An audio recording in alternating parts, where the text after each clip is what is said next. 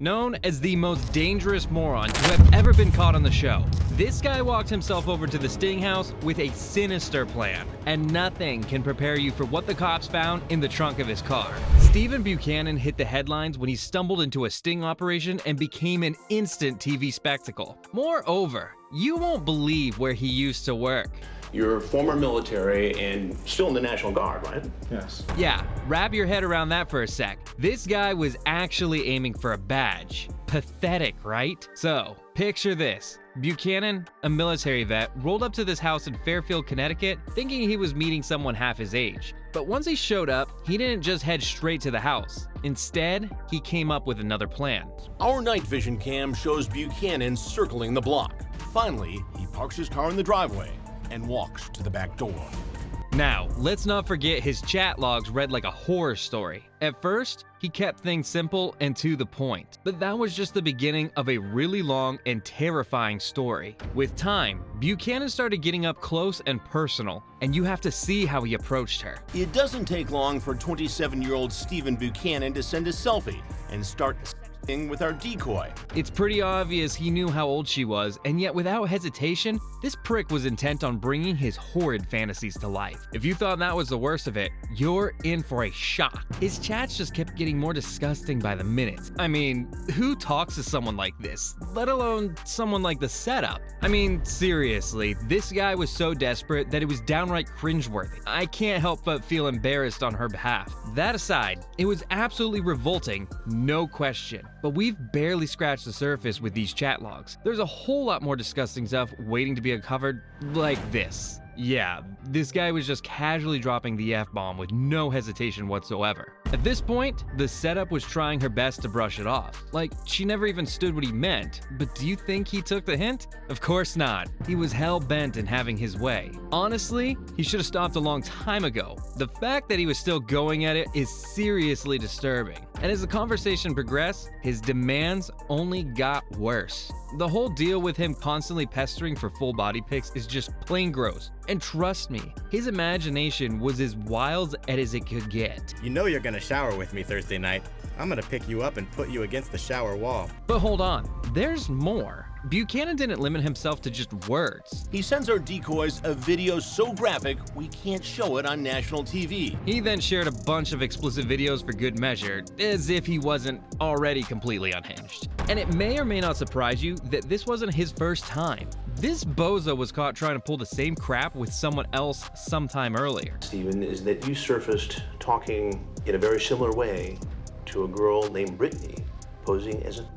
Now, for someone who claimed to carry a 9mm at all times, the crew had no idea what to expect when he showed up at the Sting House. At that point, the setup safety was of prime importance, and Buchanan was so desperate that he was willing to bow down to all her demands. However, that wasn't going to stop Buchanan from throwing some attitude. Instead of just walking in like your average, ordinary TCAP weirdo would, he refused to step inside. You come right there and chat. I'm not coming in. Yeah. You got some food if you want. Even went as far as trying to coax her into getting into his car to take a spin around Fairfield. But, of course, she wasn't buying it, and she sweetly declined his car tour offer. However, Buchanan wouldn't take no for an answer. He then suggested going for a walk, complete with the rain and all. And if that wasn't creepy enough, he then started pushing on the idea of catching a movie together. Buchanan was dead set on getting her somewhere alone. And then, in a final attempt to win her over, he offered her something that was the icing on his nasty, nasty cake. I-62, exit parking lot. That's how you drive. Are you serious? I'm serious. Would you like that? And then out of the blue, the Chris made his entrance and invited Buchanan inside. And this is where things got really bizarre. At first, he talked about how he only wanted to show the setup around Fairfield, but soon he added a little twist to his tale and spoke about a random cousin who landed in some serious trouble doing the same exact thing he was pitching. Yeah, as absurd as that might sound. Buchanan, who claims to have military experience, persisted in trying to convince Chris that he wasn't a big fan of older men pursuing younger folks for these kind of shady things. And guess what? Apparently, he showed up at the Sting House only to warn the setup against making the same mistake his cousin did. But when Chris burst his bubble, Buchanan simply remarked saying it was a horrible lapse of judgment on his part. Now, you tell me, can you brush this away as a lapse in judgment? Actually having sex with her and Skyping it to an ex-boyfriend. Seriously, the more Buchanan tried to justify his actions, the more creepier he sounded. And to everyone's surprise, Buchanan then started dropping some personal details. Turns out he worked as a maintenance worker for a cable TV company and drove a truck for the National Guard. And just as Chris was about to confront him, he then threw in another curveball. Just goes off inside of my head. Did you have these thoughts before you were in Iraq? No. Yeah, he blamed his twisted thoughts on the whole experience he went through when he was deployed to Iraq. He was trying to gain sympathy, but Chris was having none of it. You see, Buchanan was trying to save face, but he was getting caught up in his own lies. No matter how hard he tried to blame PTSD, his intentions were clear right from the start, and Chris made sure to remind him about it. It sounds like to me, it sounds like somebody who's trying to create. Finally, Chris decided it was time to reveal his true identity, and that's when Buchanan decided to let him in on a little secret. Well, yeah, he didn't carry protection with him, but he did have something else stashed in the trunk of his car. The cops search his trunk and make a shocking discovery. And, well, when the cops searched his car, they found an entire kill kit. Knife, duct tape, a camera, and a pack of condoms. They uncovered a camera, a roll of duct tape, a knife, and a whole pack of rubber. And on top of it all, a loaded weapon. It was more like this dude was gearing up to survive the apocalypse or something. Or, well, something a lot more sinister. But the drama doesn't end there. On the ride to the police station, Buchanan started crying his eyes out. I mean, seriously. I'm talking uncontrollably sobbing. And get this, one of the cops actually tried to comfort him. Talk about an act of kindness he absolutely didn't deserve. Anyway, cut to the police interrogation, and Buchanan laid all his messed up desires out for the world to see. He straight up admitted to wanting to get in the shower with her and also threw in some graphic details for good measure. Oral, Okay. penetration. Yikes, it's just disgusting to even think about. And just when you thought he was done, he dropped the reason why he chose to stay put at the door. Turns out, he was nervous. What's more, he had a pretty good explanation for the arsenal he'd been carrying around in the car. I always carry it after, the Marines being shot and. Like, come on, man. That's a pretty weak justification you're making. Going by all the tools in his possession, this dude was a nightmare waiting to happen. Would be at significant risk of serious bodily harm based upon what he had with him. The fact that he was openly weeping and still had the nerve to confess to those disturbing desires during the interrogation really sent shivers down my spine. Anyway, he eventually did get what he deserved. Buchanan was rightly slapped with not one, not two, but 3 felonies. It was a whole laundry list of dangerous charges, and what's more, the judge didn't take it lightly either, setting a whopping $1.1 million bond for his bail. Come October 20th, 2015, and Buchanan was strutting into court wearing a bright orange prison jumpsuit. He was standing before Superior Court Judge Robin Devlin, and when asked for his plea, he went with the not guilty route for all the felony charges facing him. But this wasn't as straightforward a legal battle as you might hope. Buchanan's attorney, Michael A. Fitzpatrick, decided to focus on what he called the other disturbing elements of the case. He even threw out the argument that his arrest smelt like entrapment and questioned whether it was a case of catching a criminal or creating one. He was trying to turn the tables, but it wasn't looking too promising. Fast forward to May 2016, and Buchanan had a change of heart. He finally decided to plead guilty to all 3 of those felony charges. And when it was time for his sentencing on July 1st, 2016, Judge Devlin was ready to lay down the law. He was looking at a potential sentence of up to 3 years in prison. But that's when Buchanan's attorney, Fitzpatrick, put forth another request. He asked the court to dish out a 12-month prison sentence.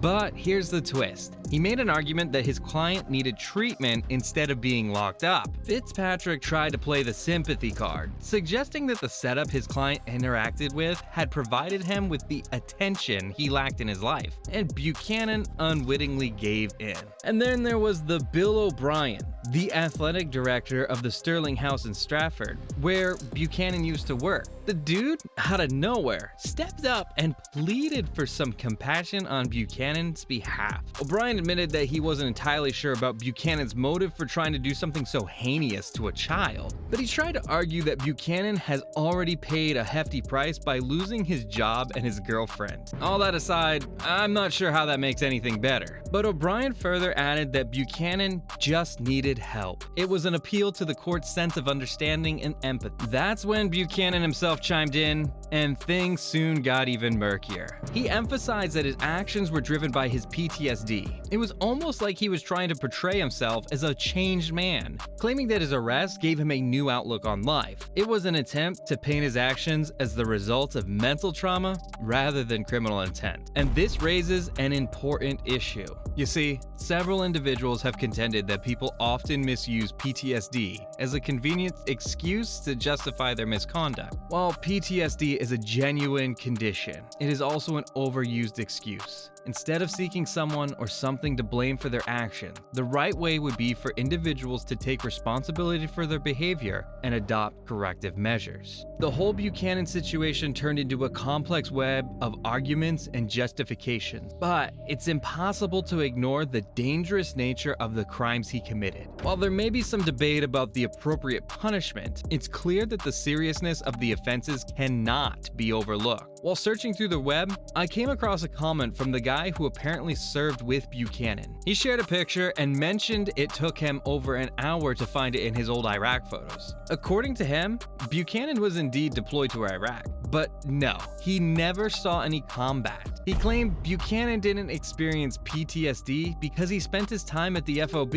not engaging in any mission. However, he was often found messing around. So the whole traumatic experience Buchanan was talking about earlier was a major bluff. But that didn't stop Buchanan from talking about how he wanted to help other soldiers who were going through the same struggles he faced. And in a bizarre turn of events, he did something strange. He actually thanked the detectives who arrested him, claiming that they saved his life, but the judge was having none of it. He wasn't going to let Buchanan's military service overshadow his offenses. And with that, the judge finally laid down the law. Buchanan was sentenced to 8 years in the slammer, but there was a twist. Buchanan's sentence was suspended 3 years later and was out on parole. It's crazy how this guy checks all the boxes for being the most dangerous man to have shown up at the Sting House, complete with a kill kit, and yet he was let loose in 3 years? Several viewers were in disagreement with the justice system, going to the lengths of calling it a joke. And well, I don't disagree. The only relief was that Buchanan was also slapped with a 10-year probation and a mandatory register in some unsavory lists. Fast forward to 2019, and Buchanan was released from prison, but he will continue to be on probation until 2029. It's a stark reminder that, despite any attempts at redemption, his actions have consequences that will follow him for years to come. So even though he's out, the legal system is keeping a close eye on him. Fast forward to 2022, and Chris went on a mission. He was trying to get in touch with Stephen Buchanan for his latest podcast. And guess what? He actually managed to get a number linked to the prick. When he made the call, a guy on the other end answered, and he sounded much like Stephen himself, but it wasn't him. His dad revealed to Chris that Stephen had since moved in with his parents, but he also had some concern. He first inquired if it was Chris on the other side of the line, and then he made a blunt request. He told me that Stephen has moved on with his life, and essentially that he wants to only look forward, and that he never ever wanted to talk to me. And then the senior Buchanan asked that I never call. Yes, he firmly asked Chris to never call back again. And Chris respected the request and decided not to push any further. Buchanan's dad was trying to make a point. He wanted the world to believe that Stephen had moved on and was just trying to distance himself from the past. But has he? For his own good? I sure hope so. So that's a wrap on this absolutely mind-blowing journey into the crazy encounter with this dude. And if this wild ride had you on the edge of your seat, make sure to drop a like, subscribe, and turn on my post notifications. And don't don't forget to join me on my channel's Discord server, where we can uncover more about the craziest creeps who showed up at the Sting House. And if you thought this video was crazy, you won't want to miss out on the content I've got lined up for you right here.